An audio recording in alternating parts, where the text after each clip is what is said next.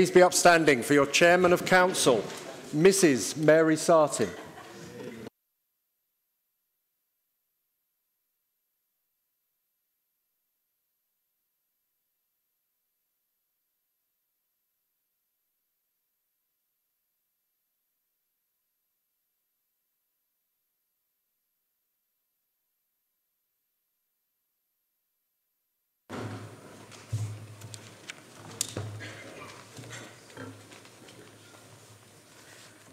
Before we start the business of the meeting, if I can ask Mr Woodhall to read out the webcasting announcement. Thank you, Chairman. I'd like to remind everyone present that this meeting will be broadcast live to the internet and will be capable of repeated viewing or other such use by third parties. If you are seated in the lower public seating area, it is likely that the recording cameras will capture your image, and this will result in the possibility that your image will become part of the broadcast. This may infringe your human and data protection rights, and if you wish to avoid this, you should move to the upper public gallery. Thank you, Chairman. Thank you very much. Before I start on the formal business of the agenda this evening, I would like just to read out a letter which has been sent from Mrs Rolfe. I will just read it through. It's to all members of Epping Forest District Council. A very big thank you for all the support you gave Brian for his time in office. He worked hard but enjoyed the 16 years when he made so many new contacts and friends, both in council and in Lambourne. This was to have been his final year with EFDC, but I did not expect the exit to be quite as dramatic. I felt very privileged to be part of his 4 terms, but I was even more touched by listening to the tributes given at the council meeting and to receive so many lovely floral displays, cards and personal letters. I was overwhelmed. Thank you all so much. And that's signed by Una Rolfe.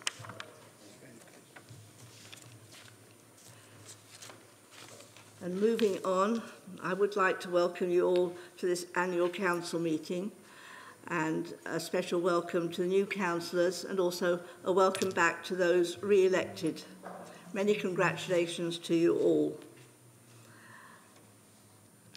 You have in front of you on item 2 of the agenda the list of all those councillors who were either elected for the first time or re-elected, and I would ask that the new councillors elected for the first time, although I will caveat that one in a moment, when I call out your name, if you would just stand so that the rest of the council can identify who you are, put a face to the name so that they will know in future to go and approach you by name as opposed to just a, oh, hello.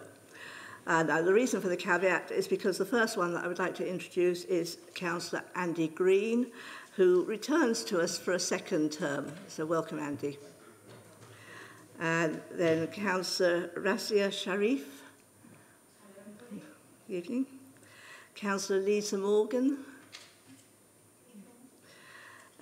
We have apologies from Councillor Craig McCann, so he is not here this evening. Councillor Leslie Payne. And Councillor Maria Markham. Welcome to you all. I hope you enjoy your term as councillors on Epping Forest District Council. Before we move further forward, I would just like to say a few words. Not too many, I hope. So, what a year it's been. I doubt whether there'll ever be another chairman who will serve under 2 monarchs and 3 prime ministers. This civic year was all about recovering from the effects of COVID and getting back on track. As often is the case, fate took a hand and we spent a lot of time cancelling and trying to rearrange things. The sad death of Her late Majesty halted events, but I was honoured to read the royal proclamation for our new King, Charles III. The extreme cold weather before Christmas led to more cancellations, including our civic carol service. And if that wasn't enough, Our Citizens of the Year Awards dinner had to change venues at relatively short notice, but we did manage. A quick count-up showed I managed to attend over 70 events throughout the district and further afield as well. Met some truly wonderful people, people who give of their time and their energy for the good of the community and ask for nothing in return. They get very little recognition and not enough thanks for what they do. But without all those people, Epping Forest District would be much the poorer. It's tradition for the chairman to raise money for charities during their year of office. I chose St Clair's Hospice and the Essex and Herts Air Ambulance Service, two organisations based in our district that offer assistance and care to the district and the much wider community. I can report that through raffles, donations and sponsorship, managed to raise approximately £2,500, and cheques will be going to both those organisations shortly. A big thank you to those of you who sponsored my most recent event, which was the abseil from the 120-foot high Church Langley water tower, which I did on Saturday. Looking around at others who were taking part, I thought perhaps I might have been the oldest one there, but they may have been older. I have to say, climbing the spiral staircase to the top of the tower is something that perhaps ought to ask for sponsorship as well, because that's about the hardest bit. And particularly at the very top, where there is literally a vertical ladder going up hard against the wall of the last bit of the tower. But I made it. Whether it was foolhardy or brave, I don't know, but yeah. So very many thanks to all of you who sponsored me for that event. Thank you to those who've already passed on monies, and I've got that passed through to go into the bank. And I will also be looking around for those of you who haven't yet paid me this evening. And now a few thank yous. Firstly, to you, the councillors, who did me the great honour of appointing me as chairman, and for the support that you have given me throughout the year, and also the support from the officers. The reality is that councils might have members who make decisions at the end of the day, but equally we couldn't make those decisions without the officers. So thank you very much to those who are here this evening, and also those who are hidden away in various parts of the building during the day or working from home, but thank you to all of you. And of course, as Chairman of Council, there is one officer that you have to give a special thanks to. Without Pat Seeger, there would not be the work that is put in behind the scenes to make sure that the year runs smoothly for every Chairman of Council. We always have this little prayer, please don't let Pat Seeger leave while we're in office. She's always there to organise and advise, and the advice is always good advice. So without her input, the role of chairman would be so much harder. So thank you very much again, Pat. Thank you also to my vice chairman, Darjan, who has supported me throughout the year, attended events as well, has taken the chair at one of the council meetings, perhaps one of the most important ones of the year, which was when the district plan was ratified, and when I unfortunately was struck down by a nasty virus. So thank you for taking over the reins for that one, Darshan. And we look forward to your year ahead as well. And I must also thank my family, because without family, you need that support. In particular, my 60-year-old grandson, Nathan. He helped out on a few events. He came along, he did steal the show.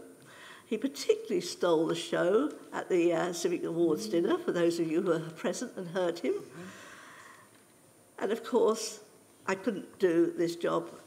I found that the last time I was chairman, but again, without the support of my husband, John, who acted as my consort throughout the year.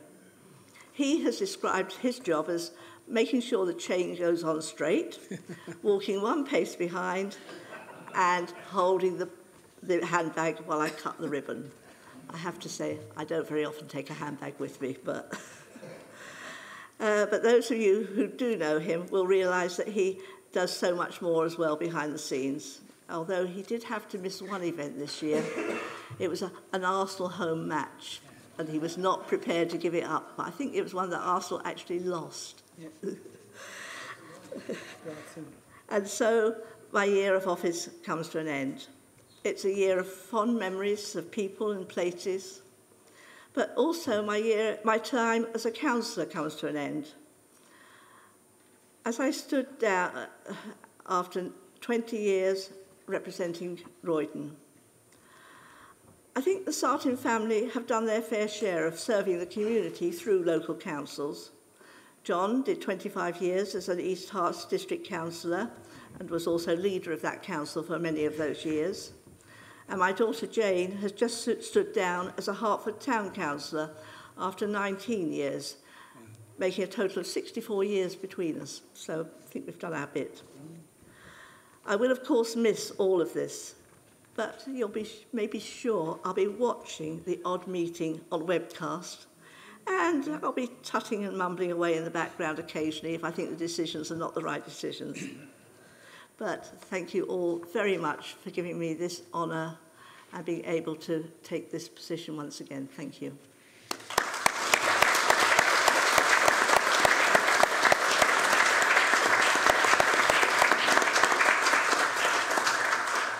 Councillor Whitbread. Yeah. Thank you, Chairman, for the last time. And we never thought we'd be in that position again last May when you kindly stood in as Chairman for a second time. That's real duty and loyalty to the Council, and a Council that you've served so well this year. It's always a pleasure when we meet at different places across the county, whether it be at Chelmsford Cathedral or other locations. And the one thing I know, this council has had the best ambassador it could have had, of course ably backed up by John, who does a first-class job of staying in line. We've had some wonderful events, including the Patang match at Stonnard's Hill. I have to say Nathan would have made a better player in the whole for that game because we lost. But and of course Nathan's wonderful performance at our civic dinner was to be seen and heard, and it was wonderful. It's such a nice way of seeing a family at their very best, and that's what it was. It's teamwork with the Sartins all the way, which I've really enjoyed. The losing you as a councillor is a real loss. After 20 years of superb service in a whole range of roles for this council, it's nice that you're going out of the council on a high as the chairman. You'll always be remembered for the other roles that you've done, particularly in the cabinet over many years. And it was, Mary was showing me a picture that went back to 2005 when we met with David Cameron at the time, and we walked up to the high street with him, and just seeing that team of people back then. Mary, I think you're, no, I've got Andy back now, of course. So I would have been the last man standing otherwise, and that would have been quite hard to accept. But Mary, can I thank you not only for your year as chairman and your prior role as chairman, but also for all the other things you've done for this council in such high esteem with everybody here. I know it goes across party. You have been an absolutely brilliant chairman and a superb councillor over the many years. Thank you very much. Thank you very much.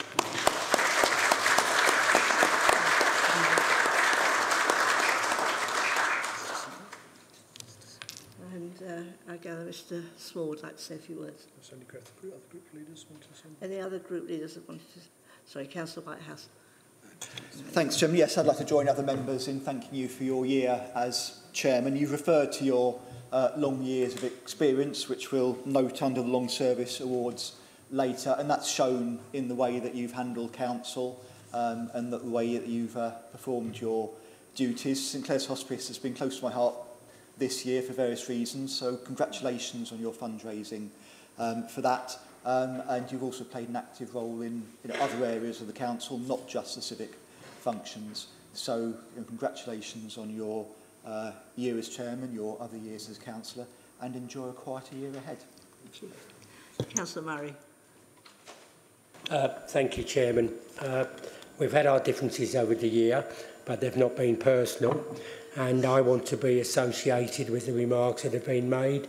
And as soon as I saw at the close of nominations for the elections we've just held, you weren't standing, I think I sent you an email expressing my gratitude and appreciation for your 20 years of service. Thank you very much, Councillor Murray. Councillor Brooks. Thank you very much, members. I'd just like to say three things and not try and be verbose as sometimes I am. I worked with Mary as vice chair when I was still working full-time in London, and she was the chair of ONS. And it was just one of many roles I've seen Mary take. Just three words, really: professional, extremely conscientious, and always non-partisan. So thank you. Yeah, very much. Mr. Small. Thank you. Simply and sincerely, just on behalf of all of the officers of the council, we just wanted to give our thanks to you, Chair, for your help and support to the officers over both of your terms, and wish you well. Thank you. Thank you very much. Thank you all very much indeed. So we can now move on to item 3 on the agenda. Oh, sorry, no, I have one thing to do before that, I believe. We have one... Yes? Yeah, sorry. We have last year we had one member of council who reached the, we're talking about 20 years for me, double that number of 40 years service, and that was Councillor Murray. This year we have another member of council who has reached exactly that same milestone, representing his area around Matching tie, and that area around there. And so I would like Councillor Richard Morgan, who has reached that milestone, just to come into the well of the chamber. I will explain a bit more once I get down there, but...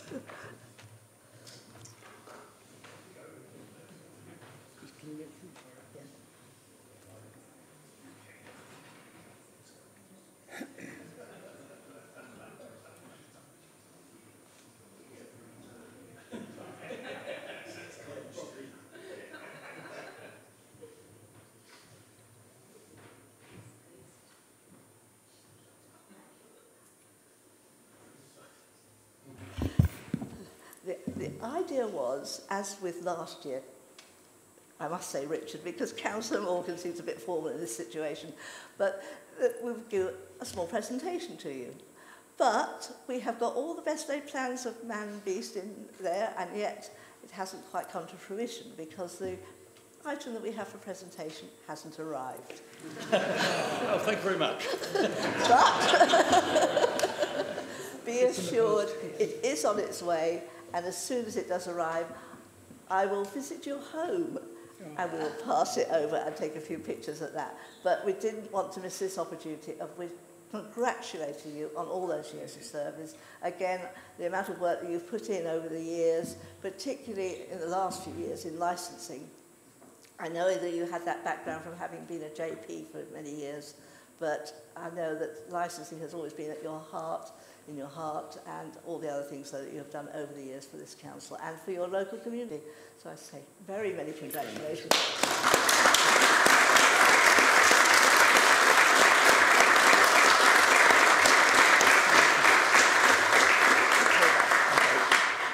Thank you all very much. Melissa. Now, while I'm down in the well, I mentioned that one person that none of us as chairman of council can do without, and that is, of course, Pat. So, Pat, would you like just to come down?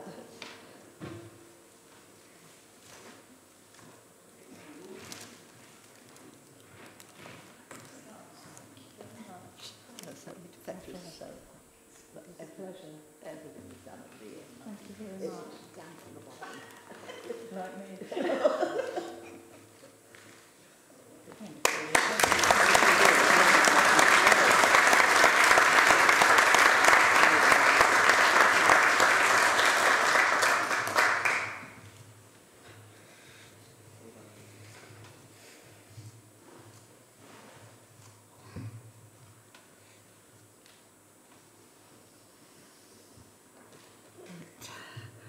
Thank you very much. And now we move on to item 3 on the agenda, which is the election of chairman.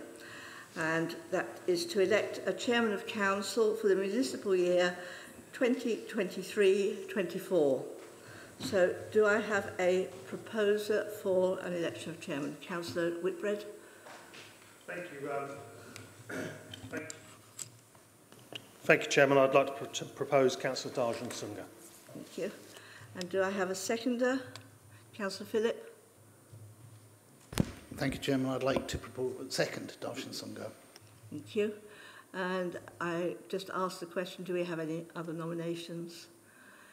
In that case, I am pleased to announce that Councillor Darshan Sunga will be Chairman of Epping Forest District Council for the coming municipal year 2023-24. And get down to the well.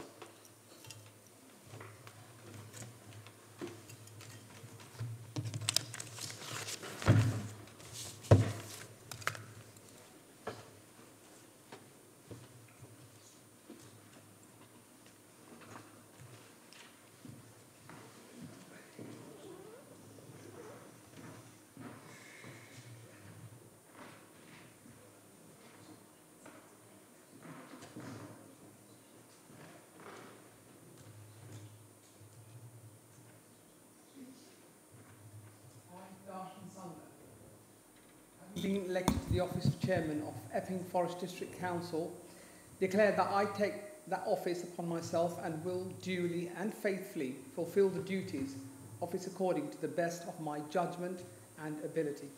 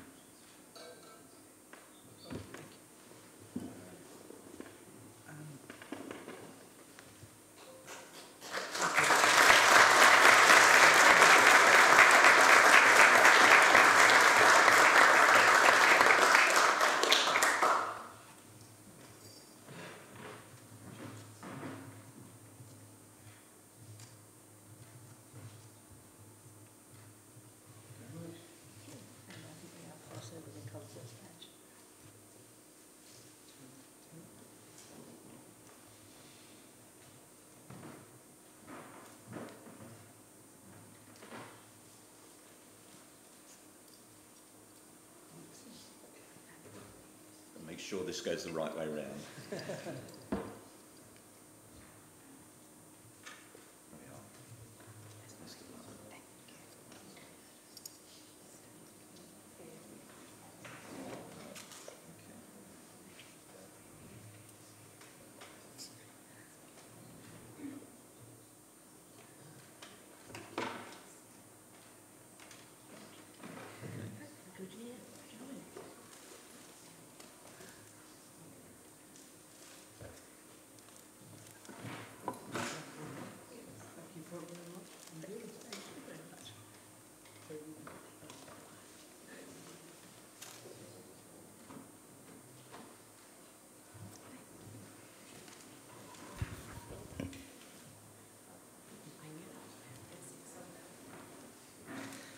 Thank you very much, ladies and gentlemen. They say behind every successful man, there's a woman's hand. In my case, there are two very special ladies, one of whom you've just witnessed as my consort for the municipal year 2023. But I'd like to pay tribute to somebody that is responsible for me being here. That's my mother. She's with us today, Mrs. Jaswan Sangha. So, Mum, would you like to come and join me for, let's give you a few flowers.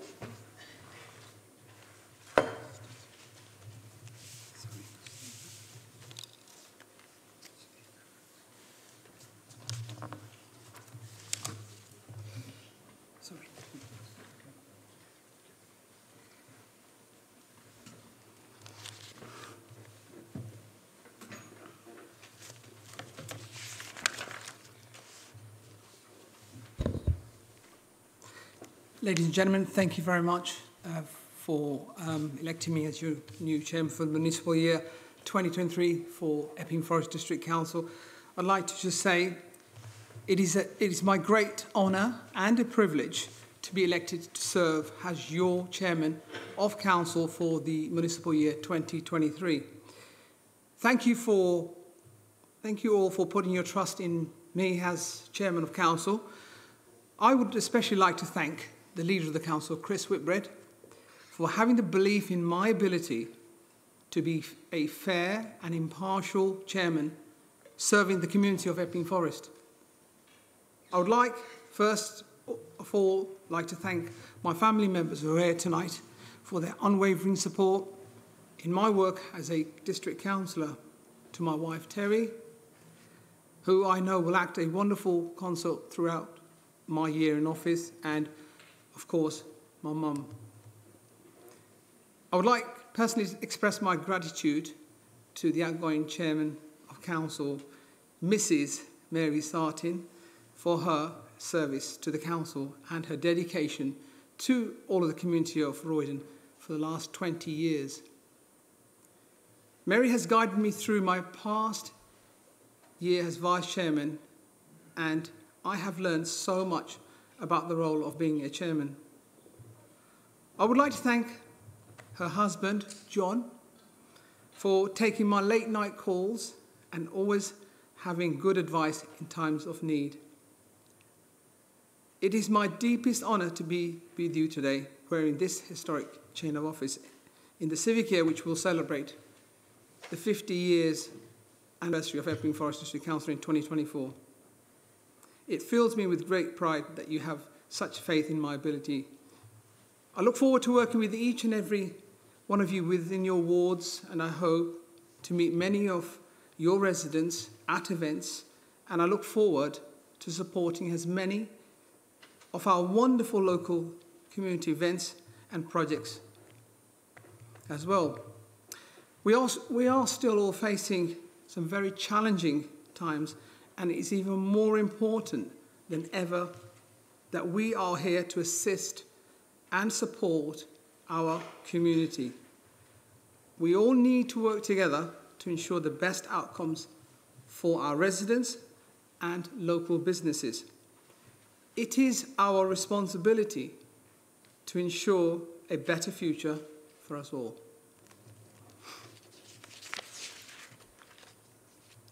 Members, we'll move on to item number 4, appointment of vice chairman. May I ask for nominations for this position, please, Mr. Woodall? Thank you, Chairman. We have received one nomination for Councillor Les Burrows. It's on the first supplementary. It has the requisite 15 signatures. I believe the proposer is Councillor Holly Whitbread and the seconder is Councillor Nigel Bedford. Councillor Whitbread, Holly Whitbread, please. Thank you, Chairman. Do I speak at this point or just propose? You propose. I propose Councillor Les Burrows. Well, yes, please, if you want to speak. Thank you, Chairman, and welcome to your chair. It's great to see you there, and many thanks once again to Mary. I think there's been some wonderful tributes to her this evening. It's a brilliant privilege, great privilege to propose Les Burrows as Vice Chairman this evening.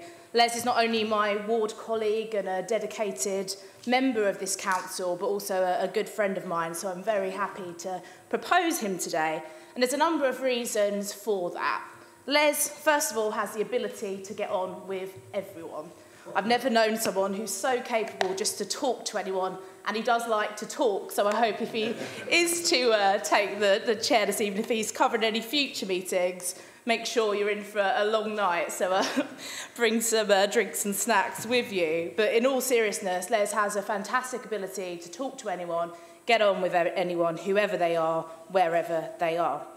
And Les showed his ability as a community champion as Mayor of Epping, where he was involved in various charities and various organisations, always with Carol by his side, who's also wonderful within the community. And I know Les does a lot of work with the Horticultural Society. Before he became a councillor, was involved in a homelessness charity as well. And I won't speak for too long this evening, but I'd just like to give you one story about Les, which means that I know he's got the steel and resilience needed to be the chairman, hopefully chairman in the future, but vice chairman of this council. And that was a number of years ago when I first met Les, and he was sitting in my house having a cup of tea, and my cat Herbie attacked him. And Les actually was put into hospital for 5 days after that attack with blood poisoning. And he got through it, he was fine. Herbie the cat is also still fine. But and somehow we're still friends 8 years later. So it's my great privilege to nominate Les as Vice Chairman this evening, or Councillor Burrows, I should say. I think he'll be a real asset to this district council and the district as a whole. Thank you, Chairman. Thank you very much, Councillor Red. Councillor Nigel Bedford, you're the Thank you, Chairman. Thank you. It's my privilege today to second the nomination for Les. I've worked with Les over the last couple of years. He's been sort of deputy standing in and assisting me in the planning team. He's never short of asking questions when he doesn't understand something. He gets on with everybody, he gets on well with officers. I think he's an ideal candidate. And I haven't got anything quite as good as that. But the one thing for Les, I always finish up at the end of the meeting saying, Les, is there any acronyms you don't understand? He sits there, no. So hopefully we'll have a good year. Thank you. Thank you very much, Councillor Bedford. I have to ask this question. Are there any other nominations off the floor? Councillor Murray? Yes, thank you, Chairman. I think it's important for all members to understand why there isn't another nomination, and it isn't because of lack of interest. I welcome you to your post as Chairman. You will do a wonderful job. I welcome Les Burrows to the undoubted post of Vice Chairman that he's going to get in a minute. But I do think in a very polite but assertive manner, it's important to explain why there aren't other nominations. It's not because of lack of interest. An approach was made to the majority group this year, senior members of the majority group this year, whether this was the right year to entertain a nomination from other parts of the chamber, and we were very firmly, politely, some might say curtly, but I'll stick with politely, firmly and politely, told no, the Conservatives were going to make another nomination this year. It would have either been myself or Councillor Janet Whitehouse that would have been nominated. We didn't need to discuss that because no nomination was going to be entertained by the majority group. But if it had been either one of us, that would have represented over 60 years of service on EFDC. And I'll finish my remarks by saying I'm looking at the list of names above our monitoring officer, Miss Boateng, and the last time that the majority group in this council saw fit to move away from their own group for what is a civic post, I remind members, was 2011. And I'm not a maths teacher, but my maths tells me that that's 12 years ago.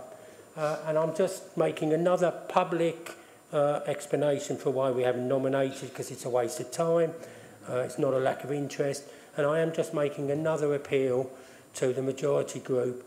At some stage, we should go back to what we enjoyed up to and including 2011 for about 10 years, where we recognised truly that this was a civic post and we felt able to go to other parts of the chamber.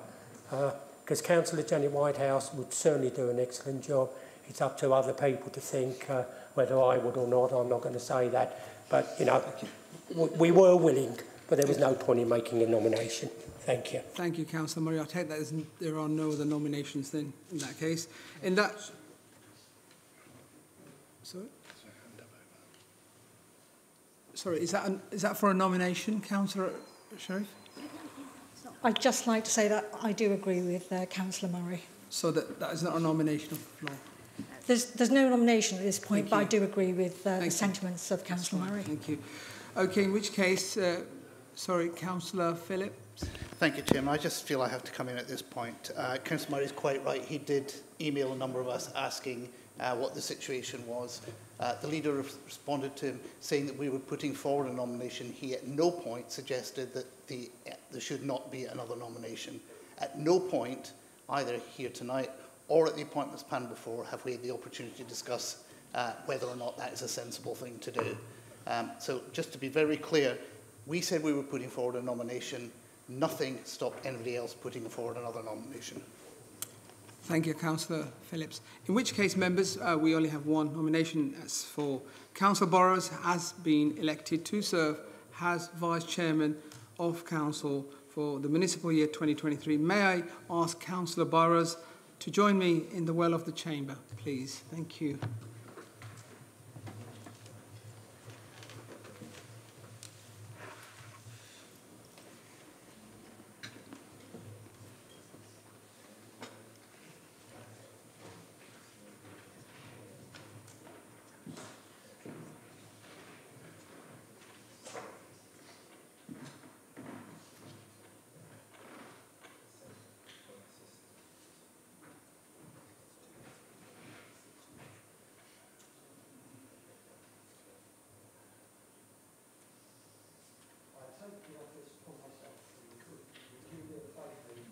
The duties of it according to the best of my judgment.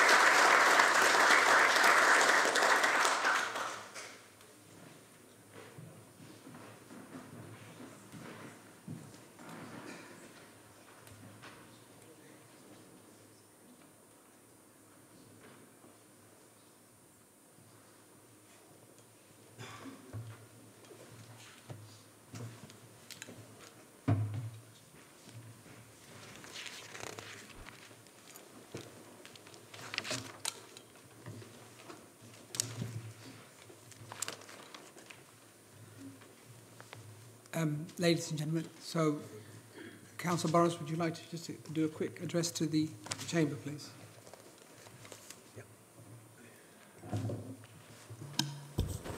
I'd like to thank all the members that actually allowed me to do this post, which is, I think, going to be quite an easy job, actually, because Darshan's a very, very active chap. So hopefully he'll let me do something during the course of the year. The members, but again, it's an honour, as Darshan's previously said, to do this job. And I thank you all for that, giving me the chance. Thank you.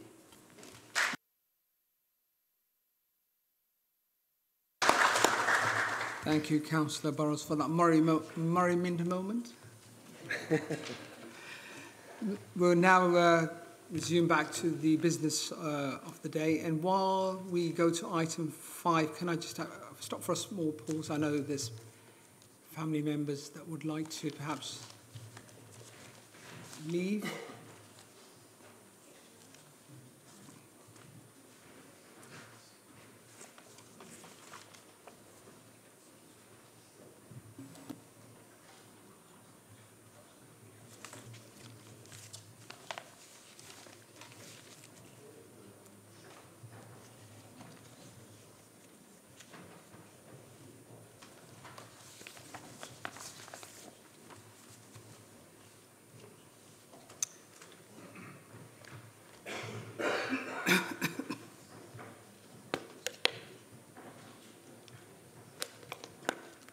Thank you very much indeed. Gary, could we move on to item number 5, please? Apologies for absence. Thank you. Thank you, Chairman. We have apologies tonight from Councillors Hadley, McCann, McIver and Pugsley.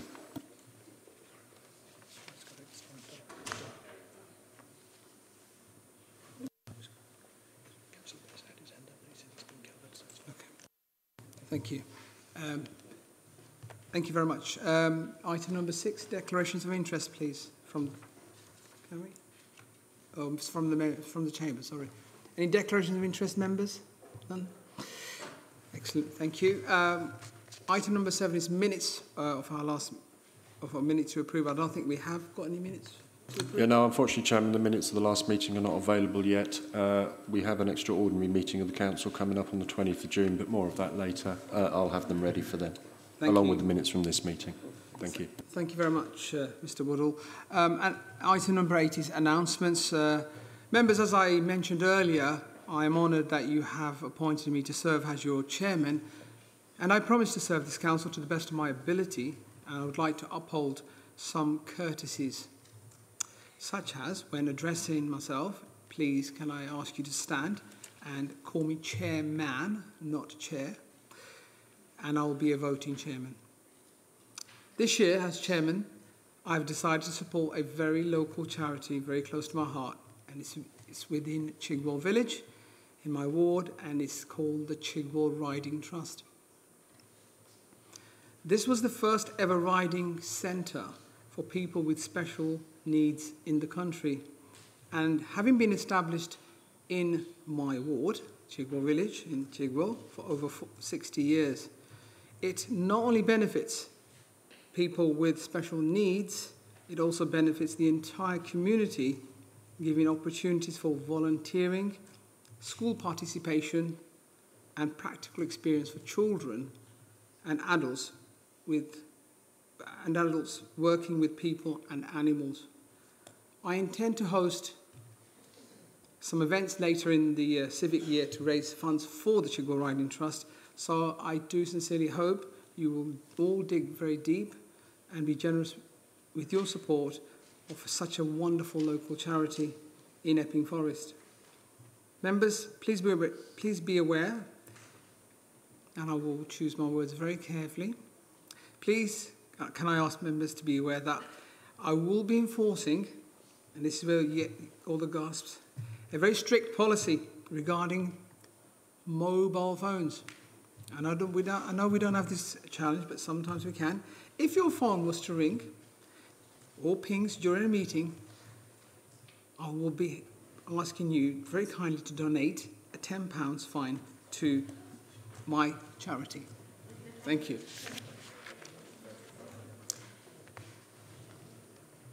Item number 8B, members not seeking re-election or not re-elected. Members, although we have acknowledged our newly and re-elected councillors, I would like you to note that the following members did not seek re-election: Nigel Avey, Sherry Rackham, Paul Stalker, and of course our outgoing chairman, Mary Sarton. To note the following members in 2022-23 have not been re-elected, and to note that Julian Leppert, for Waltham Abbey, Paternoster Ward, was not elected. We move on to item number 8C, long service wards. Members serving our community can be a very rewarding time, but it can also be very demanding. At the elections held on the 4th of May, we had 2 former councillors step down from the role, both of whom have been giving many years of service to their local communities. So, in recognition of this service, I would like to invite Nigel Avey from the Broadley Common, Epping, Upland and Nazing Ward to receive a bronze award for his 12-year service. Thank you.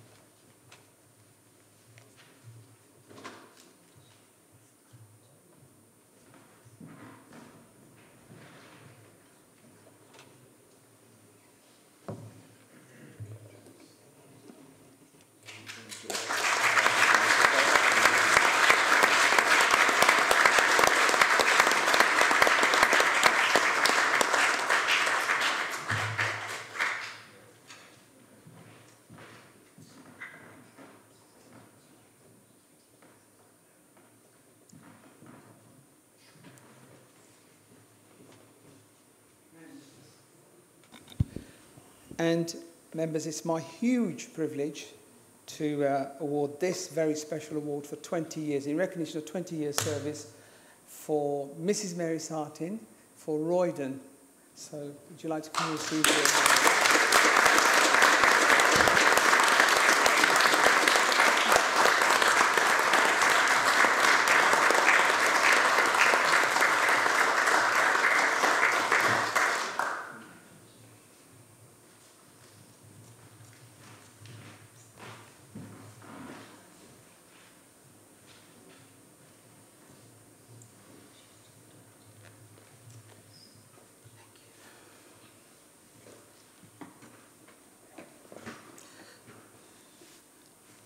Members, in addition to the Long Service Awards, the late Brian Rolfe, who we all miss very much, would have been entitled to receive a Silver Award for his 16 years service. I will have the honour to present this award to his family at a private ceremony at a later date. Thank you.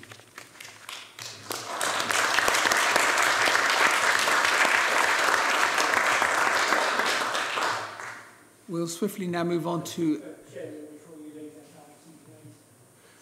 Councillor Murray. Thank you. I'd like to just say a couple of words about two of our departing colleagues. I really enjoyed Councillor Rackman's time on the council as a councillor for Grange Hill. And the reason why I appreciated her contribution and her presence was you never quite knew what she was going to say. And I liked that element of predictability. And it showed that she had really read the agenda really carefully, and it wasn't always easy to work out what she was going to think or, on any given issue. And I was going to mention the dog anyway, but we've had a cat mentioned. So I did love the period of time during our Zoom meetings during COVID, when the dog seemed to play a role, her new puppy, wasn't it, which was quite funny, I thought. But the person I really want to spend a few times on is the contribution of former Cabinet member Nigel Avey. He probably had the most difficult job in the council in the last 2 years, and that was dealing with the BIFA contract. And I want to put on public record, Nigel, the appreciation, I'm sure, of all of us, and certainly of my residents, on how hard you worked. And I happened to see Nigel, pure chance, I happened to see Nigel in the Oxfam shop on Friday afternoon, where I do a bit of volunteering, and I did tell him I was going to say this, so I don't want it to come as a surprise. You've taken a very brave step, sir, to leave a party that you've been an active member of for years and years, and stand as an independent. I see that you did that successfully. I'm not getting involved in the politics of Epping Town Council, but I know that you did that successfully. And can I just say that there is life outside a political party.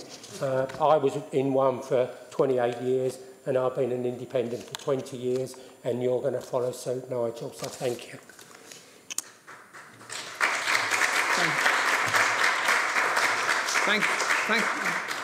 Thank you, Councillor Murray. Councillor Holly-Whitburn.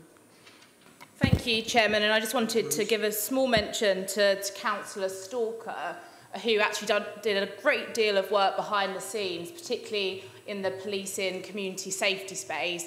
Those who knew Paul, he did a lot of work in his private life, previous life, as a very senior policeman, and actually was fantastic on the police fire and crime panel, and he was a great source of wisdom for me in my cabinet role. And I would also just like to put on record my delight that we finally got rid of the far right from this chamber, and I think that's a cross-party point. Thank you, Chairman.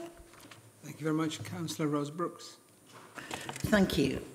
My colleague, Councillor Murray, has mentioned Councillor Avey's challenges, which we're all too aware in recent years with the waste contract, but the rather hidden aspect that doesn't get much attention that Councillor Avey has also had for the recent years since Councillor Kane stepped down is managing the leisure contract. And many of you think of Nigel is someone very urbane, probably much more at home in the 19th hole than with his water wings on diving into the swimming pool. But he took on this role, you know, applying his intelligence and his experience from corporate life.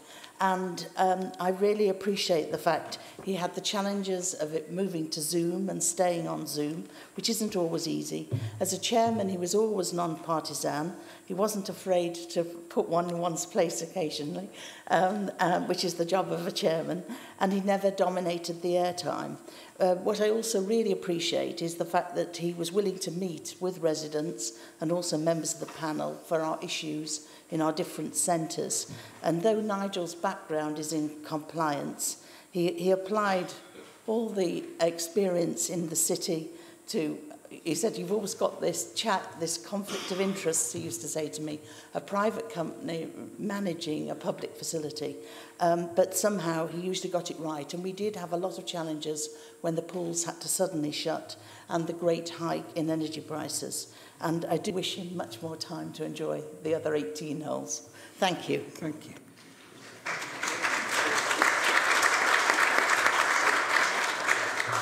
Members, we'll move on to item number 8A, which is the appointment of the Leader of Council. Members, we now move to the yellow supplementary agenda, item 8A. Under section 44E of the Local Government Act 2000, the Council is obliged to appoint the Leader of the Council for a 4-year term. The Leader was last appointed in May 2019. Therefore, the Council must appoint a Leader of Council for new year term expiring on the day of the Annual Council of 2027 or following the normal day of retirement of the Leader of Council. Do we have any nominations, Mr. Woodall, for the position? Councillor Phillip. Thank you, Chairman. Chairman, I would like to nominate Councillor Chris Whitbread to be leader. This would be him moving into his 12th year of leadership of this council. I know over the past years he's achieved a number of things, and it was my pleasure to help him get to the point where we were actually the lowest council tax authority in Essex, and we were able to do that without cutting services.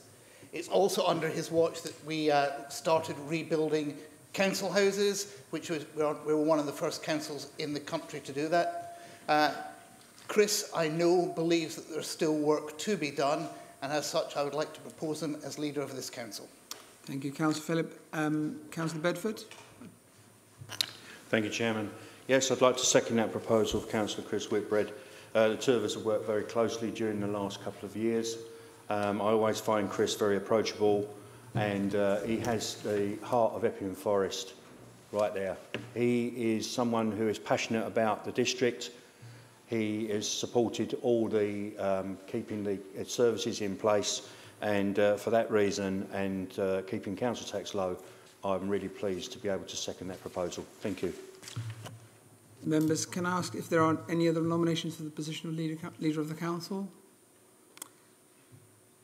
Thank you. In which case, members, I would like to congratulate Councillor Chris Whitbread on his appointment as the Leader of the Council for the next 4 years term.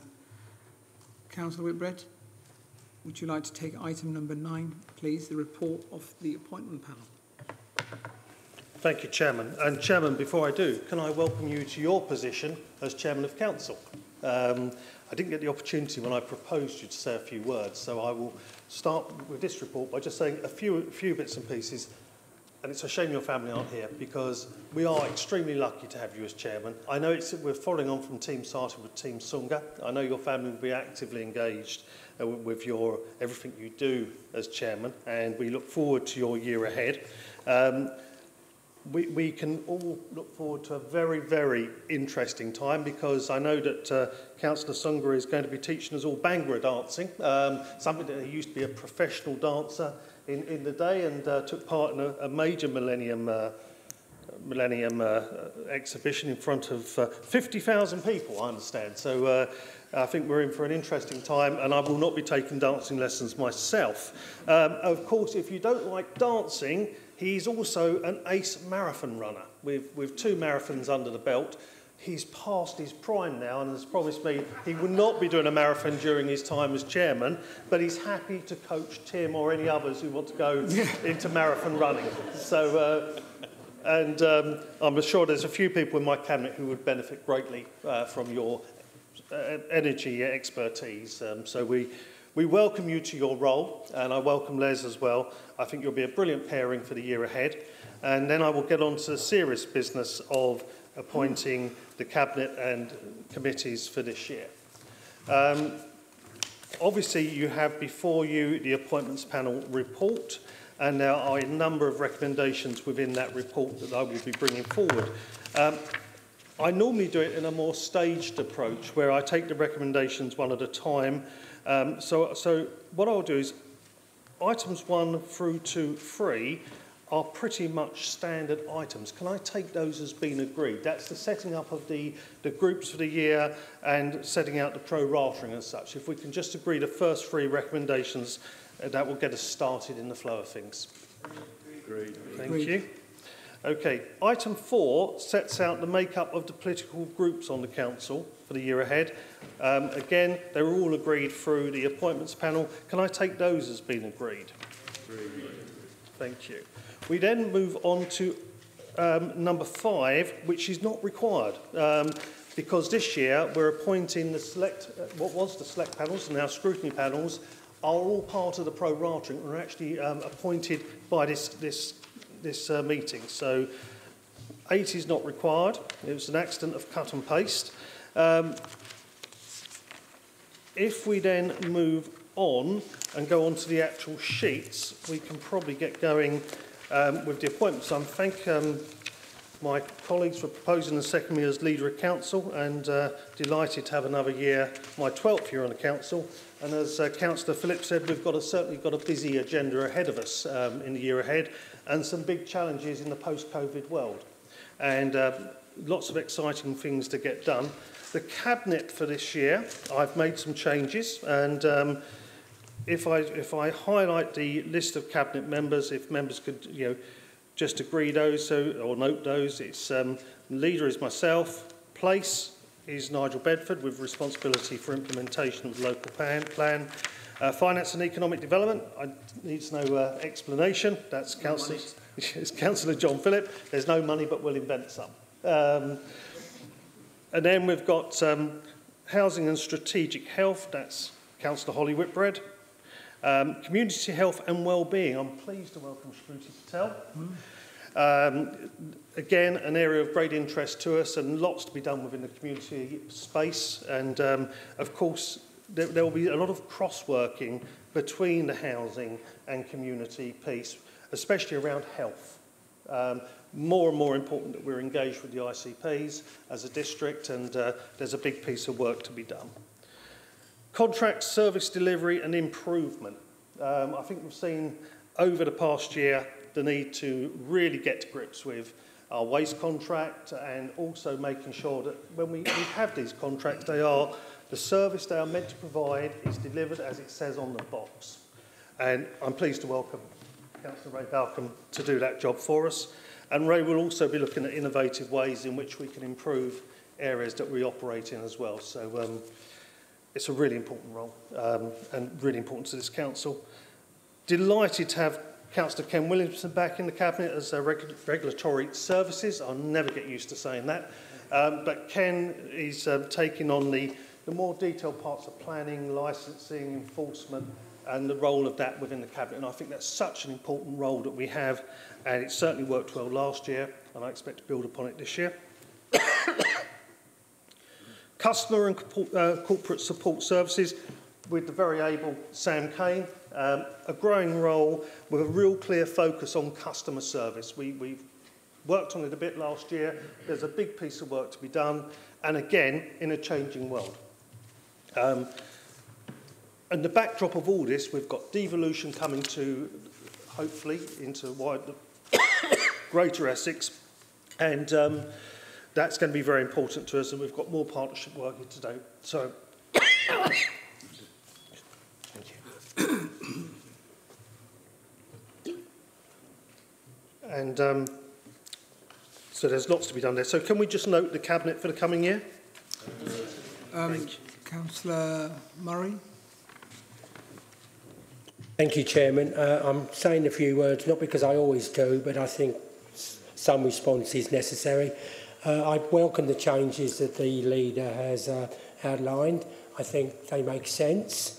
I welcome the fact that we've got some younger, newer members within the Cabinet. That's always well, nearly always a good thing, that there's some change and fresh faces. I welcome his reappointment. Very often don't agree with the Leader of Council and see it very much as my role to be a close scrutineer. But it is an arduous job, and I think that needs to be recognised, and he has been doing it for 12 years. I think the majority of the time we agree with what the Cabinet is taking. But can I just give two pieces of advice for the following year? Along with other members, I'm sure I'm not the only one, there's still a lot of concern out there over Qualis and our arm-length relationship, and we will be looking very carefully at any Cabinet decisions that are made around that issue. And I have to just say, on a scale of 1 to 10, 10 being maximum, it may only have reached 4 at the moment, but the feedback that I'm getting about the transfer of the grounds maintenance isn't good. I would say it's about 4 out of 10 at the moment, and that's only been, what, less than a month? So we'll be scrutinising that really carefully. And the second piece of advice I would give, and it's happened within the last 4 weeks, or the last 4 weeks before the elections when the council was really functioning. If there are any other implicit cuts in the budget that we settled last year that were not explicitly explained to members at the time of the budget, and I do accept that we've got a scrutiny role and perhaps we weren't tight enough in our questioning, and that's a lesson I've certainly learned for next year. But if there are any other implicit cuts within the budget that we weren't explicitly made aware of, I think it's much better if the Cabinet portfolio holders gave us all that news up front rather than it just come out as it emerges. And other members know what I'm referring to. There's quite a number of key changes in our internal workings that we were told, well, you've agreed to it because you've agreed the budget, but it wasn't agreed to explicitly. So I'm saying tonight to the new Cabinet and the reappointees, if there are any other implicit cuts that have been agreed, please make them as explicit as soon as possible. Thank you, Chairman. Thank you, Councillor Whitbread. Yeah, thank you, Chairman. As always, I appreciate Councillor Murray's comments, and of course he's quite right to be the person who holds the executive to account. However, on the budget for last year, I would say the executive was held to account by scrutiny. If they failed to ask the right questions, that is down to scrutiny. And that's why this year I'm a supporter of allowing the chair of scrutiny to go to the largest opposition group. And I think that's the most important thing that we've changed this year.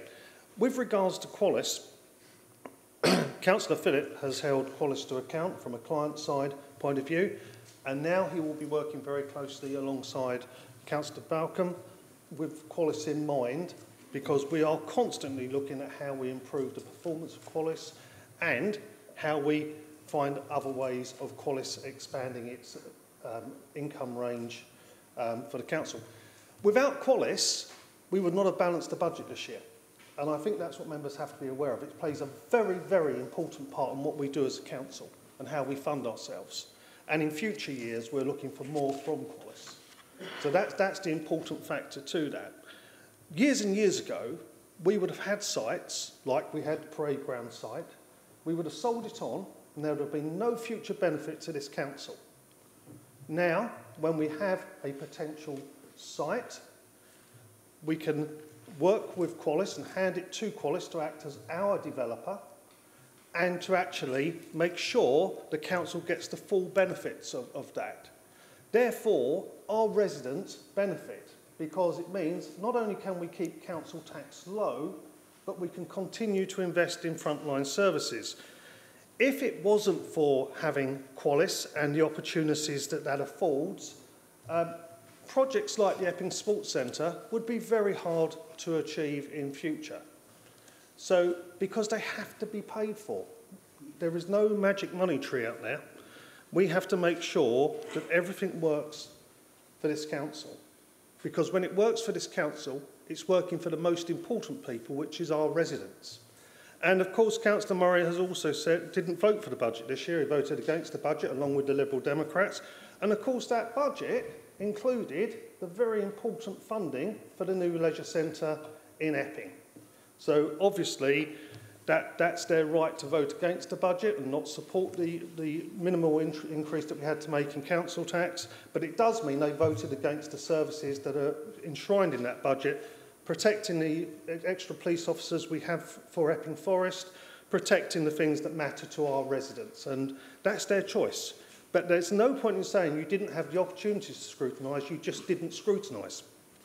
But let's hope in future years that improves. That's now the opportunity that they have. Councillor Phillip.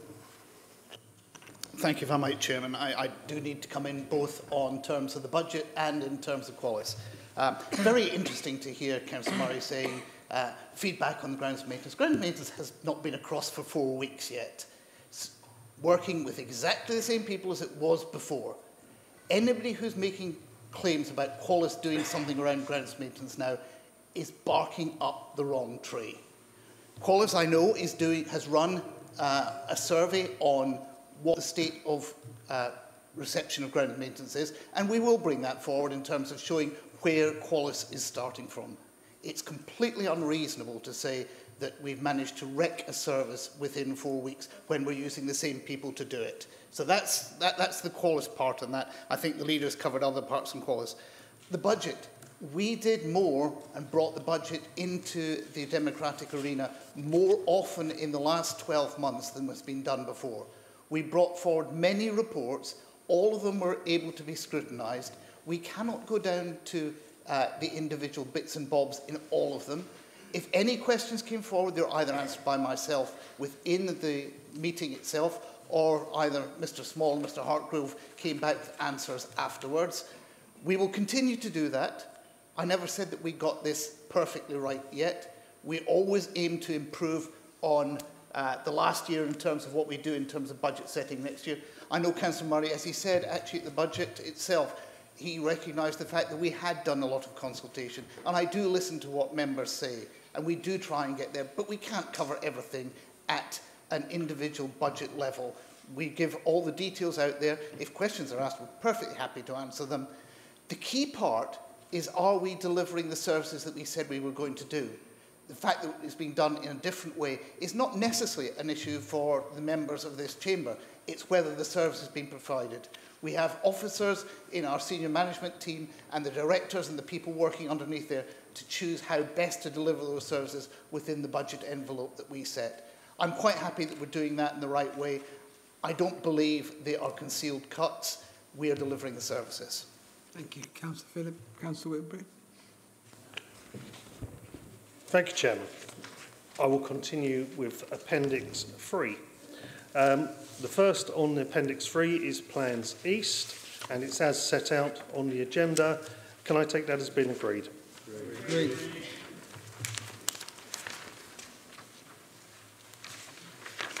We then have Plans West, as set out on the agenda. Can I take that as being agreed? Agreed. Thank you. Plans South is set out in the agenda. We have a vote on this for Chairman, for Councillor Rizvi or Councillor Heap for Chairman. So you have your first vote of the evening, Chairman.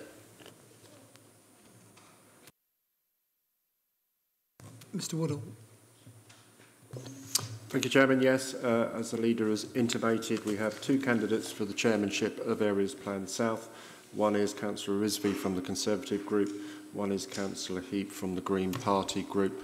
So, firstly, can I ask all those members who are voting in favour of Councillor Rizvi to be Chairman of Plans East, please raise your hand.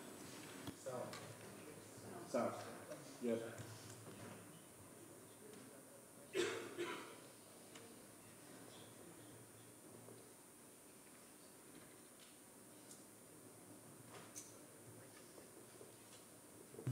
That's 27, Chairman. Thank you. All those in favour of Councillor Heap to be Chairman of Plan South, please raise your hand.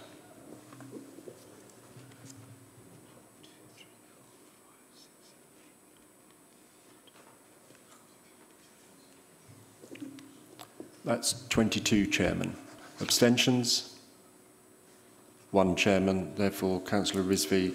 Oh, 2, sorry. 2 abstentions, therefore Councillor Rizvi is elected Chairman of Area Plan Subcommittee South. Councillor Whitbread, would you like to continue? Thank you, Chairman. Chairman, we then move on to Audit and Governance Committee, which is a 5-member committee plus 2 co-opted independent members. The chairman for this is decided at the first meeting. It's as set out on the paper. There's no need for any votes. Can I take that as being agreed? Agreed. Thank you. Constitution Working Group is as set out on the paper. Can I take that as being agreed? Agreed. District Development Control Management Committee even is as set out. Can I take that as being agreed? Oh, hang on, we've got a vote. We have a vote for Vice Chairman. Thank you, Councillor Whitbread. Mr Woodall. Yes, thank you, Chairman. We have 2 candidates for the post of Vice Chairman for District Development Management Committee. That is Councillor T. Matthews from the Conservative Group and Councillor R. Baldwin from the Loughton Residents Association Group. Therefore, all members in favour of Councillor Matthews being the Vice Chairman, please raise your right hand.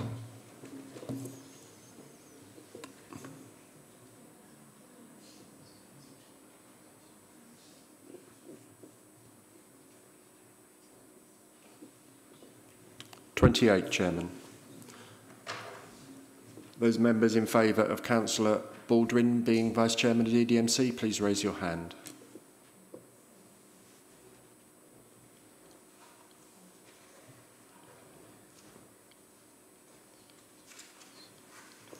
(24), Chairman.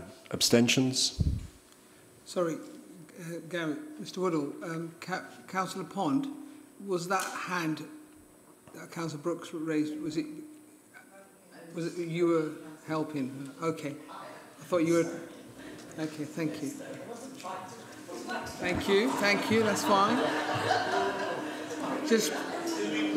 Chairman, I counted this row first, so I did not see Councillor Brooks touch Councillor Pond's hands, and her hand was up. I think it's just for the benefit of the webcasting, that's all. Thank you. Okay, Chairman, so we've had no abstentions, so that means that Councillor Matthews has been elected as Vice Chairman of DDMC. Thank you. Thank you. Councillor Whitbread, please continue.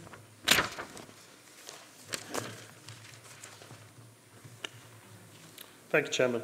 Chairman, Licensing Committee is as set out on page 6. Can I take that as being agreed? Sorry, Mr Woodall.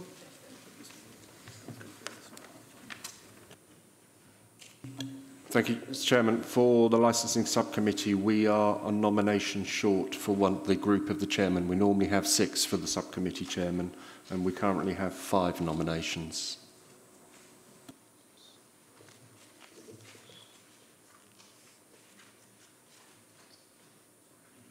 Sorry. Councillor Whitbread. Yeah, Chairman, I think we'll have to come back to that one at the end. Okay. Can we continue on to the last the panel, Councillor Whitbread?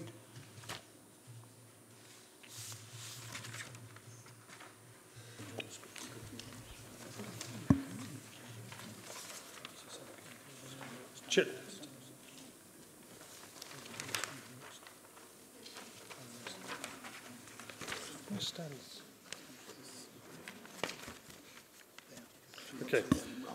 Yeah, okay, thank you. Yeah. Thank you. If we can take the Standards Committee next, it's as set out on page 10. Can we take that as being agreed? On this particular one, I should have caught that straight away. I was just going to say, we have a nomination for Chairman of Standards from the LRA, we have no nomination for Vice Chairman of Standards. Sorry, Mr. Woodall. So you may have to wait to the end to look at the pro-rata at the end of the evening. My feeling is that members are being cautious over where they've nominated because of vice chairmans and chairmans. Okay, that's fine. Okay, we then got the senior management selection panel. No, I'm going back. Okay. Senior management selection panel, 7 members, as set out on the paper. Can I take that as been agreed?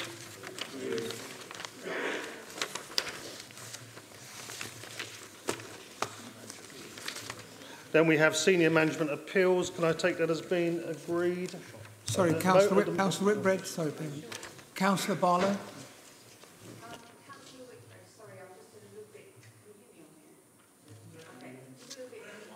Could you put your microphone back on? I'm just a little bit confused because we've got the Chigwell Independent Community Group where it's one. Neither of our names are down for a couple of them. So Councillor Barlow, which committee are you referring to? The panel? We're talking about the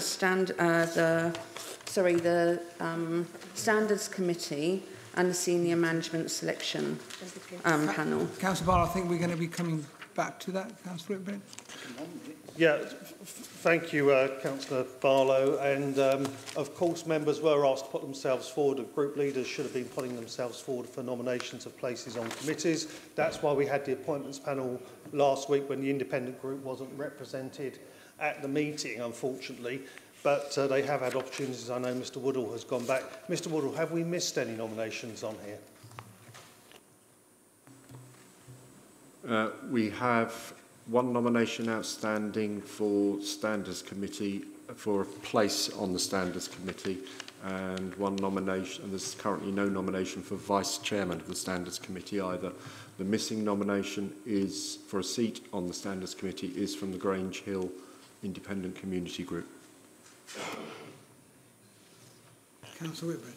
Thank you, Chairman. Chairman, therefore, the Grange Hill independents can put forward a nomination for Standards if they have someone on the evening. Thank you. So, yes, please. I'd like to put my name forward. Thank you. Mr. Woodall, is that acceptable? Oh, that's absolutely fine. They have one nomination. They've made one nomination, so. Thank you. Councillor Whitbread. Thank you, Chairman. So with that change to the sheet as published, can we take that as agreed? Agreed. Okay. I will now return to the scrutiny panels. Oh, sorry, one more to do first of all. We've got the Senior Management Appeals panel, and there are missing nominations from there, from the LRA. Mr. Woodall, can you and Lib Dems. Could we clarify that? Are there any nominations? Yeah, for the Senior Management Appeals panel, we currently have 4 nominations from the Conservative group. The Loughton Resident Association group are entitled to 2 seats on that panel, as well as the Grange Hill Independent Community Group at the moment.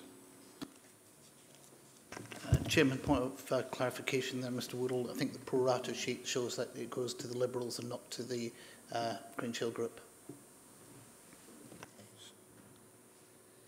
So can I think on the appeals panel, that was the one where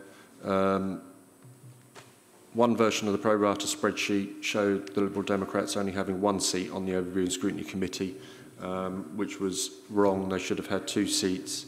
So therefore, the Grange Hill Independent Community Group's 4th seat went from the Overview and Scrutiny Committee to the Senior Management Appeals panel. Councillor Whitehouse.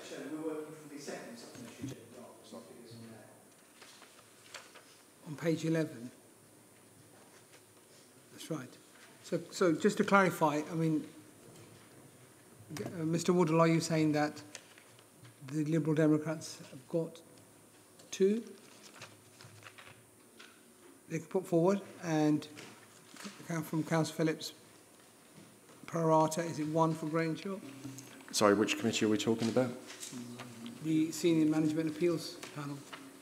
Okay, the Senior Management Appeals Panel, to make the aggregated pro rata work, it is 4 Conservative nominations, 2 LRA nominations and 1 Grange Hill Independent Community Group nomination. That makes up the 7 members for that panel. Sorry, bear with me. Can I just pause for a moment, please?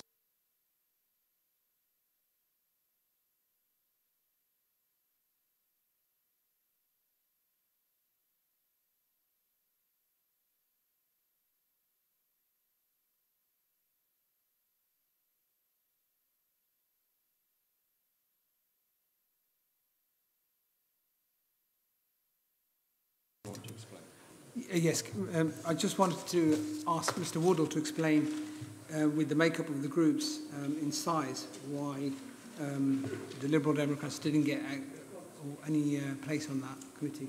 Gareth? Yeah, Chairman, pro rata works not just across on each committee, it also works down on the total number of seats across all committees, and we are legally obliged to ensure that wherever we can, the number of total seats that a group gets roughly matches their proportion of council seats in the chamber. We don't have a lot of time to do this, and generally if we get within plus or minus 1, then in 3 weeks we've done pretty well. So the pro rata at the moment shows that the 4 seats allocated to for example, the Grange Hill Independent Group is the Place Scrutiny Committee, Licensing Committee, Standards Committee and the Senior Management Appeals Panel. Going across, you're absolutely right, on the Senior Management Appeals Panel, the Liberal Democrats perhaps are more deserving of a seat because their ratio is 0.724 of a seat compared to Grange Hill 0.241, but that would have put the Lib Dems too high up on their aggregated total, so therefore they lost a seat on that committee to keep their aggregated total in check, and Grange Hill Independent Group gained a seat on that committee to also keep their aggregated total in check. Well, not so much in check, but up to the 4 seats they were entitled to. Thank you, Mr. Woodall. Councillor Chris Bond. Yes, Mr. Chairman. If it is all right with the officers and with yourself, because we didn't know what the aggregations would come to, we could notify Mr. Woodall within the next week about the two senior management selection and appeals panels. It's not urgent because, as far as I know, they don't need to meet. Sorry, if I can just get Mr. Woodall, is that acceptable? Yeah, that's fine, because under the pro rata, the LRA are entitled to 2 seats on that committee. So if they let me know next week, we can make those changes on the committee management system for the rest of the year. And can I also ask the Grange Hill Independents to confirm their position? Yeah, if you can put my name down, please. Thank you. Councillor Whitbread. That's the ratification of that panel. Sorry, Councillor Barlow, could you turn your microphone off, please? Thank you. Thank you, Chairman. It was a well-earned rest from speaking for a moment. With regards to any missed appointments this evening, I think it's worth saying we have a special full council in June, and I would hope that any of these missing paid places can be mopped up at that full council. This is always a complex piece of work to be done, and I appreciate that officers put an awful lot of time into working out the pro rata and making sure we get the best advice possible. I know Councillor Phillips still has some questions on pro rata, and maybe if there's any tidying up to be done, we can do that for the June full council. I think that makes perfect sense. Now we're going to move on to the Overview and Scrutiny Committee, and I deliberately put that to the end because I thought it was probably a slightly more complex piece of work that needs to be done properly. And I need to make members aware that during the appointments panel we had a discussion over the membership of Overview and Scrutiny, and in recent years we have expanded that in order to facilitate, or the LRA to facilitate an extra place that goes to Councillor Murray. And obviously that gives the Conservative group an additional place as well. All members of this council have to agree to that change. I think it's important to make that aware. In order to, it changes the pro-ratering. In order to make that change, all members have to vote for it. There must be no dissension. So, Chairman, I would imagine you want to take the vote on that agreement first before we take forward the actual committee structure. Yes, I think that would be the way forward, yes. Can we do that? Can we have an acceptance from members? Okay, Gary. So, Mr. Warder, would you like to do you need to have a vote on that? Yes, we do, Chairman, because if there is just one councillor that votes against, then it falls. So, all those members who are in favour of, for this year, expanding overview and scrutiny to 17 members to incorporate an extra place for the LRA, which they are prepared to give up to the independent Councillor Stephen Murray, please raise your hand.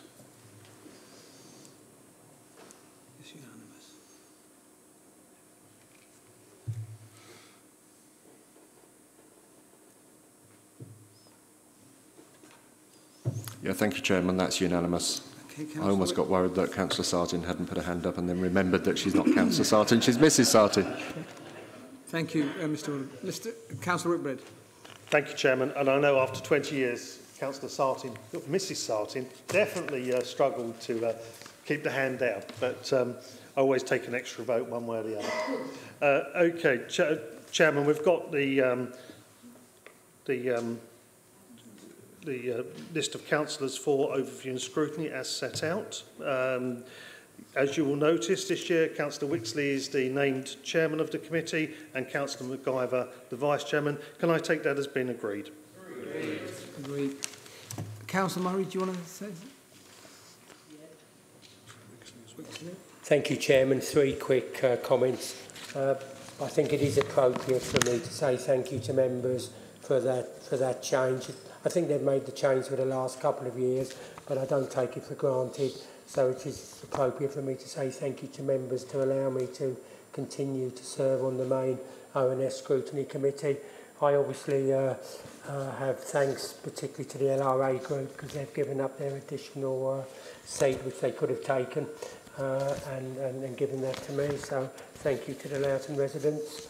And I think it is worth acknowledging that this is the first time where the majority group have accepted the principle that the chair of ONS should lie away from the majority group that run the council and control the cabinet. I don't want to be churlish in any way.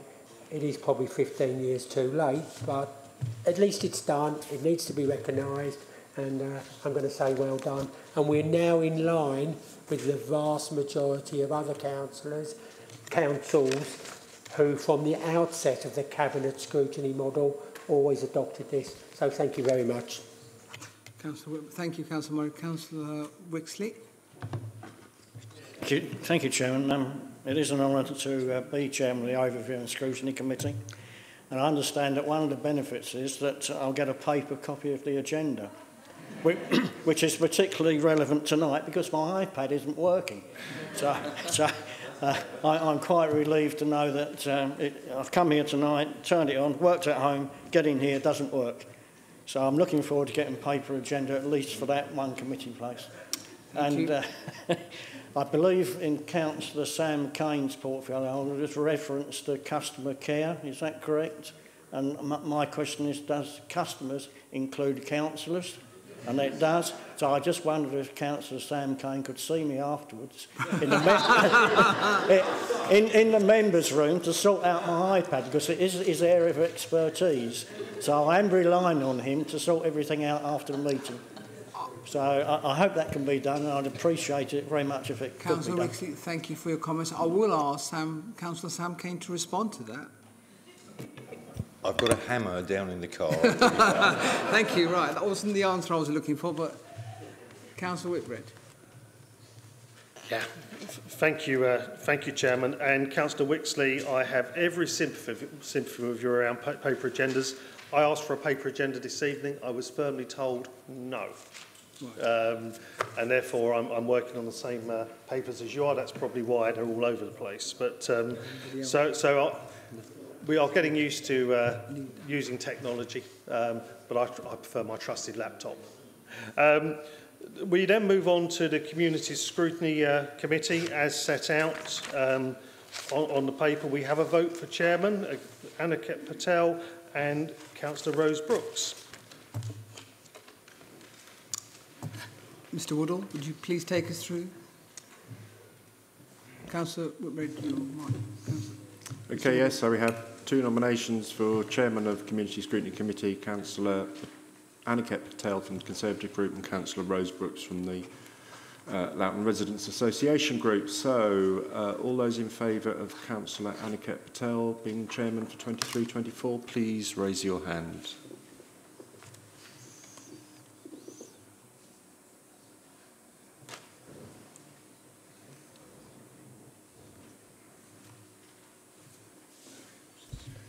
That's 28, Chairman. All those in favour of Councillor Rose Brooks being Chairman for 23-24.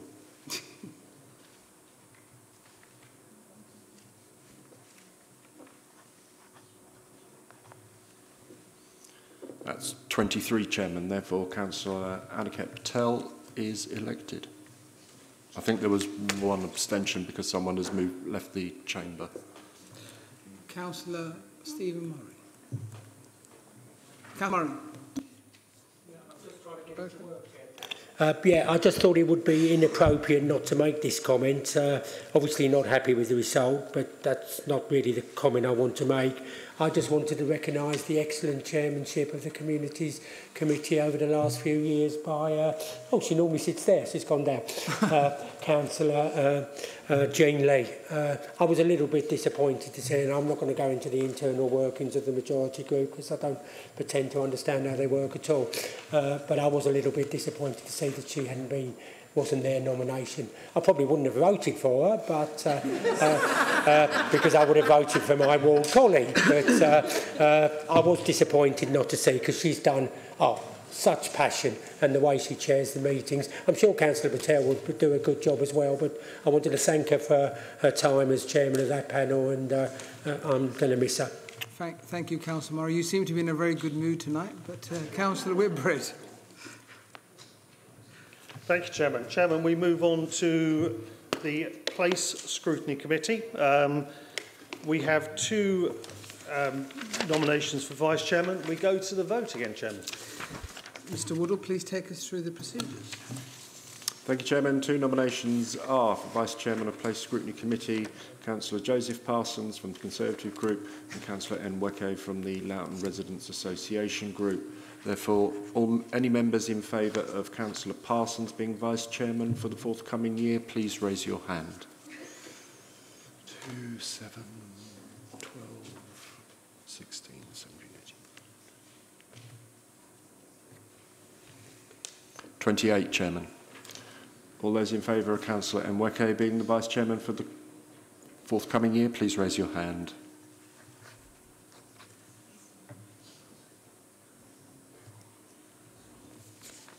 23, Chairman.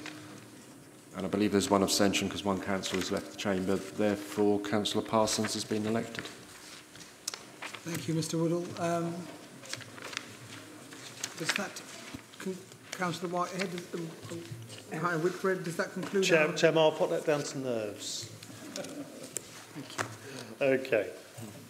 So we now move on to the outside bodies. And if we start by the number 1, which is the council's appointments, organising, carrying out our registry on non-written cabinet functions. I will go through these and we'll only stop where we need votes. So the first one where we need a vote is on item 2. Yep, item 2, which is the campaign to protect rural England. And we have Councillor Tim Matthews, Councillor Nigel Bedford as deputy, and there is a nomination from the Lib Dem group for Councillor Payne. Thank you, Councillor Whitbread. Mr Woodall, over to you.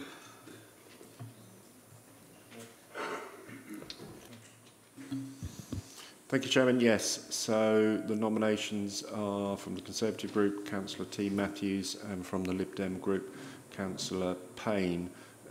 All those members in favour of Councillor Matthews being the representative, please raise your hand.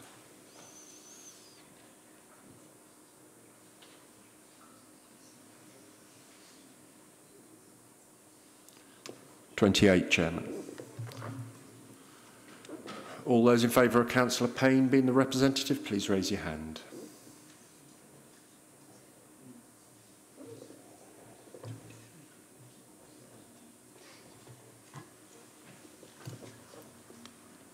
(22), Chairman.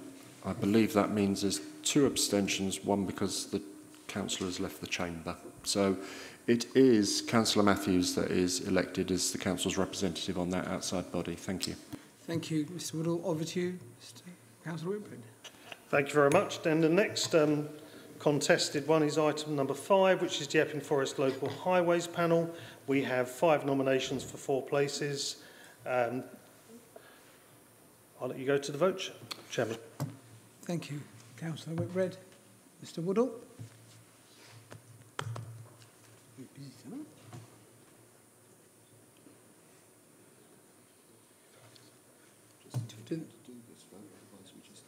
Block.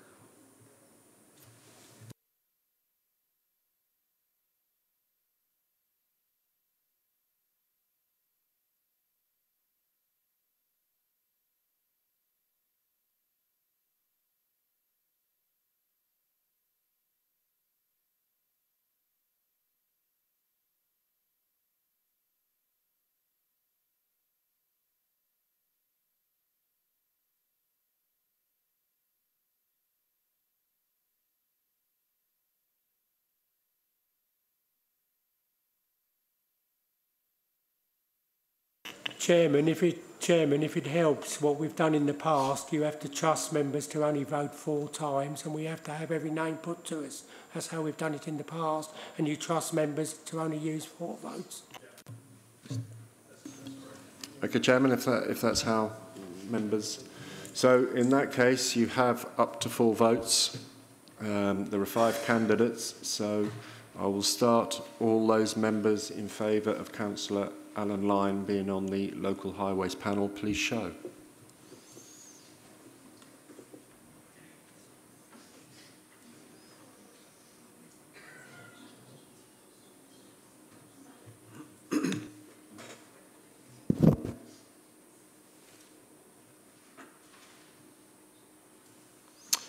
So that's 40 votes for Councillor Alan Lyon.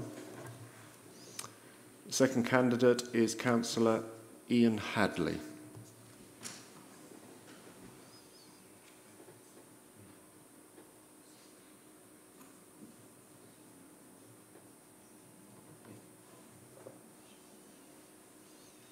So that's 30 votes for Councillor Ian Hadley. The third candidate is Councillor Helen Kane. So those in favour, please show.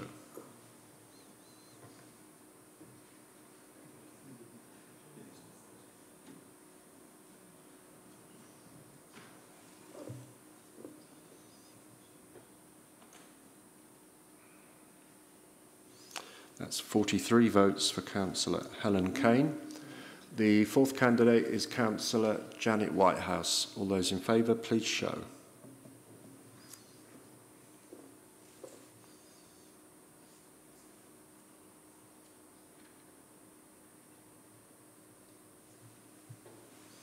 That's 23 votes for Councillor Janet Whitehouse. And the final candidate is Councillor David Wixley. All those in favour, please show.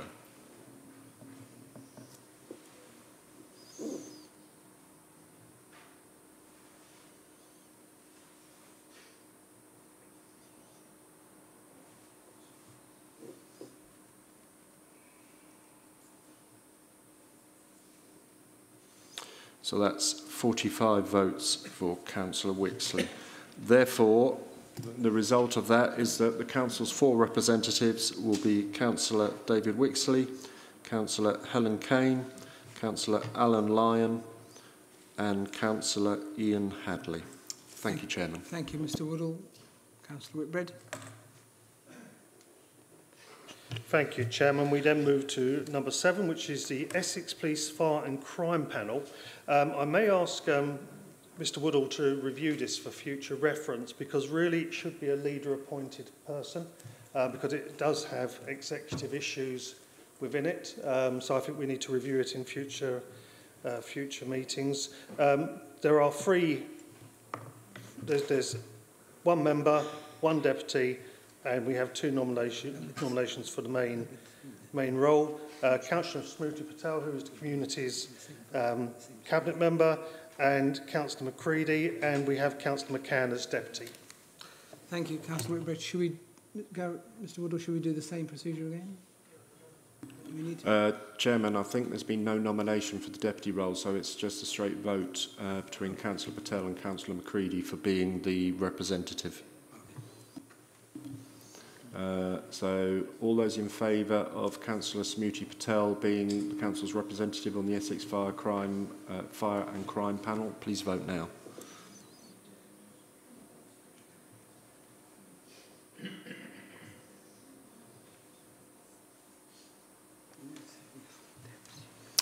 That's 29, Chairman. All those in favour of Councillor McCready being the representative?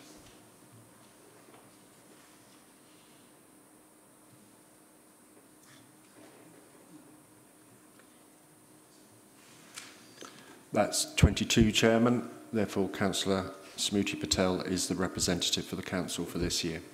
Thank you. Over to you, Councillor Whitbread. Thank you, Chairman. Chairman, looking at the rest now, we are almost we've got no more contest on them, but I would like to bring your attention to item 22, which is the Leisure Management Contract Monitoring Board, where we have 6 members, and I did speak earlier on today to Councillor Rose Brooks, and we need to increase that to 7 members in order that Councillor Rose Brooks has a position on that committee. She's one of the most able people on there and has been active on it since day one, so I think it's really important that Councillor Brooks is on there. And of course, we have a.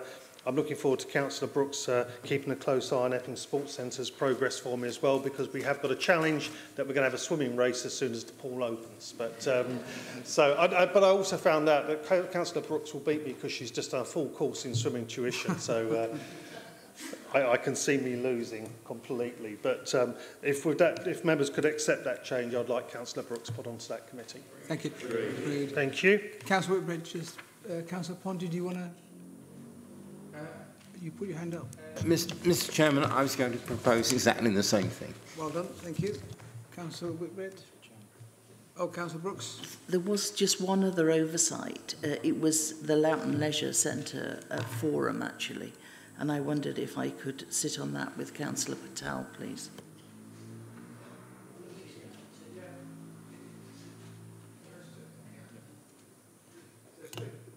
Councillor Whitbread, is that acceptable? Yeah, there are 2 on there, so it's, that's fine. We've then got Sorry, Councillor Whitbread. Mr Woodall.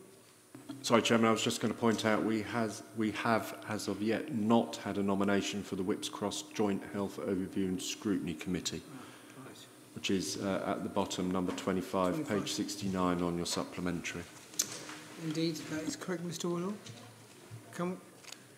If the group leaders wish to have a discussion, then perhaps we can come back to it at the next meeting in June. Councillor Whitbread? Our nomination will be Councillor Patel. Okay. Any other nominations? Mr Wood? If there's no other nominations, then Councillor Coffin, was that a hand? No, okay. If there's no other nominations, then Councillor Aniket Patel is appointed as the Council's representative on that Joint Health Overview and Scrutiny Committee. Thank you. Thank you. Councillor Whitbread? Thank you, Chairman. Then there's just the leaders' appointments to specific panels. I take those can be agreed. They're all linked to portfolios. Then just going back to the main agenda, we do need to do 2 more small pieces, the appointments to the made by Leader, I've done that. And then, of course, just to appoint Mr Wynne Marshall to be reappointed as a non-voting co-opted member of the not stronger communities anymore, but the communities scrutiny panel. Can I take that as agreed? Agreed. Thank you. And that is the end of the appointments panel. I'm sure there will be bits once Mr Woodall sits down and goes through the outcomes of this evening. I'm sure there might be some tidying up to do at the next full council. I think, indeed, Mr Woodall. Your Chairman, if anything comes out the woodwork after tonight, next week when I'm going through it all, I will make members aware, the group leaders beforehand and members aware at the next meeting in June. Thank you, Mr Woodall. Thank you very much, Councillor Whitbread. I know it was quite lengthy, but we had to get that out of the way. Item 10, members, we'll move on to is the scheme of delegations. May I ask Natalie Boating, our officer, to go take us through that? Thank you. And it's for noting as well. Thank you, Chair. It's just for members to note that officers are in the process of undertaking a comprehensive review of the whole of the Council's constitution, including the scheme of delegation, which will come to members in the future. Thank you. Thank you, Natalie, for that. I did ask for myself to address as chairman, so thank you. Members, the next item on the agenda is item 11, council meeting dates for 2023-24. Members, at the meeting held on the Councillor Whitbread, Holly Whitbread. Thank you, Chairman. Just wanted to note that the 3rd of October is down as a meeting. I thought normally we would avoid party conferences, and that does clash with Conservative Party conference, which I know a significant number of the Conservative group will be attending, so I just wondered whether we could move that to the Thursday of that week or the following week. Thank you, Chairman. Thank you, Councillor Whitbread. Mr Woodall, can we comment on that? Chairman, if Councillor Holly Whitbread would like to email me with that, because I'm off tomorrow and I'll forget by Tuesday, then I'll have a look at the dates either that week or before or after. So, members, Chairman, Councillor Murray. I would have thought that has to be agreed by the body of the meeting, because the schedule of meetings. Councillor Murray, I'm about to read something out, so I will cover that in a minute. Well, I might want to speak after I've heard what you've said then. Okay, because we've just had that thrown at us. Members, a meeting held on the 4th of April 2023, the Council adopted the calendar of meetings for the period May 2023 to May 2024, which included ordinary meetings of the Council for the year. It is a requirement of the Constitution that a programme of ordinary meetings of the Council will be approved at the annual meeting of the Council. The dates set out below were those adopted on the 4th of April 2023.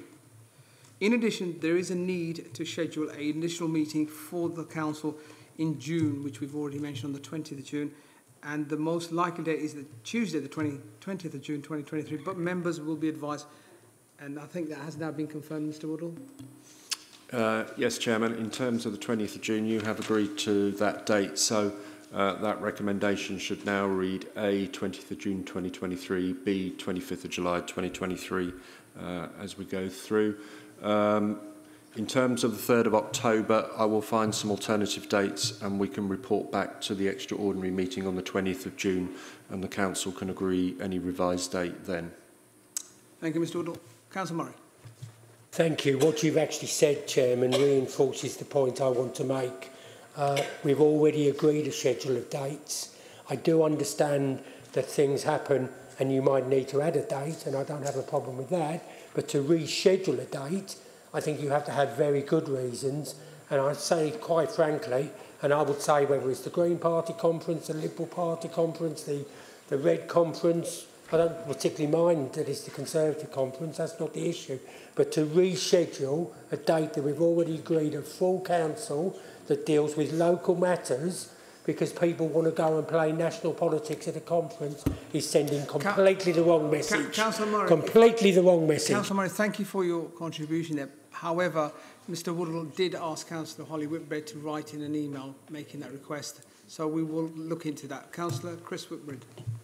Yeah, Chairman, I think we was having such a good evening as well before Councillor Murray went into a full-scale meltdown over a date. This council's always had a degree of flexibility if required to change dates. It's an important factor. I've seen dates change before for numerous reasons over the years. And Mr Woodall has set out a very sensible process to it. The date is clashes with a party conference. Actually, I can remember back when I was first on the council when the council date was changed for the Labour Party conference. That's when they had some influence here. At the end of the day, the important thing is that we have as many members present at a full council meeting as possible in order that the democratic role of this council can be properly fulfilled. If there is an issue, then we're taking quite the right way forward. Mr Woodall will come forward with more dates that will be discussed by group leaders and be brought back to this council most importantly. Thank you, Councillor Whitbread. Councillor Joggia. Chairman, as point of order, what is the meeting on the 20th of June about? I thought somebody would ask that question. Indeed, would Councillor Whitbread like to just thank you, Chairman. More than happy to say that it's to do with budget issues and in particular around the capital programme. We have to bring anything that goes into the capital programme back to this council in order that members can have their proper say on it. Thank you, Councillor Whitbread. Councillor Heap. Thank you, Chairman. 20th is tricky for me. Thank you. Members, I'll move on to item 12. Councillor Philip. If I can just come back to reassure Councillor Heap that the majority, in fact all we're talking about on the 20th, we will have covered at the next meeting of Cabinet, which hopefully, since it's in his diary already, he will be free for. Thank you, Councillor Philip. Does anybody would like to speak before I move on to item 12? No? Okay, great. Item 12 is exclusion of public and press. I don't think there is anybody here. Sorry, Mr Woodall? Yeah. We've got one outstanding item. I think the Leader of Council was going to announce the appointment of the Chief Operating Officer that happened last month. Councillor Chris Whitbread, would you like to make an announcement of the Chief Operating Officer announcement? The appointment. Appointment of that?